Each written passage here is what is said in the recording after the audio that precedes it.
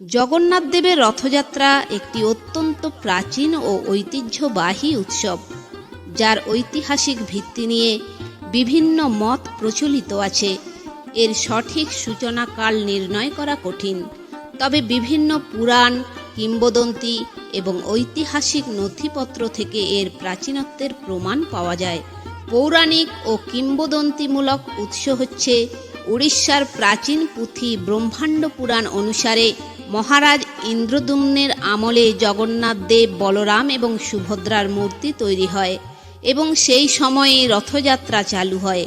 এই কিংবদন্তি অনুসারে ভগবান জগন্নাথ, বলরাম এবং সুভদ্রার বিগ্রহ বিশ্বকর্মা কর্তৃক নির্মিত হয়েছিল, কিন্তু নির্মাণ কাজ শেষ হওয়ার আগেই ইন্দ্রদ্যুম্ন অধৈর্য হয়ে দরজা খুলে ফেলায় বিগ্রহগুলি অসম্পূর্ণ থেকে যায়।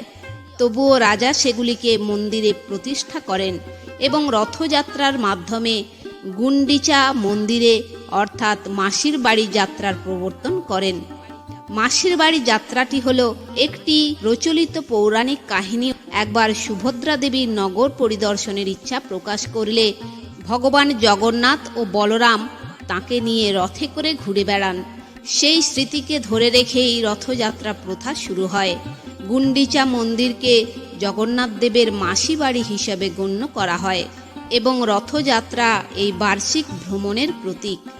কিছু ব্যাখ্যা অনুসারে রথযাত্রা শ্রীকৃষ্ণের দীর্ঘ বিচ্ছেদের পর বৃন্দাবন প্রত্যাবর্তনের স্মরণে আয়োজিত হয়। এটি কৃষ্ণ, বলরাম ও সুভদ্রার ভক্তদের সঙ্গে দেখা করার জন্য রথে চড়ে যাত্রা করার প্রতীক। কিছু পণ্ডিত মনে করেন যে রথযাত্রার উৎস জৈন ধর্ম বা বৌদ্ধ ধর্মের সাথে যুক্ত হতে পারে, তবে এর শক্তিশালী হিন্দু ঐতিহ্য ও পৌরাণিক ভিত্তি অধিক প্রচলিত। স্কন্দ পুরাণ, ব্রহ্মাণ্ড পুরাণ এবং পদ্মপুরাণ সহ বিভিন্ন প্রাচীন হিন্দু ধর্মগ্রন্থে রথযাত্রার উল্লেখ পাওয়া যায়, যা এর প্রাচীনত্বের দিক ইঙ্গিত করে।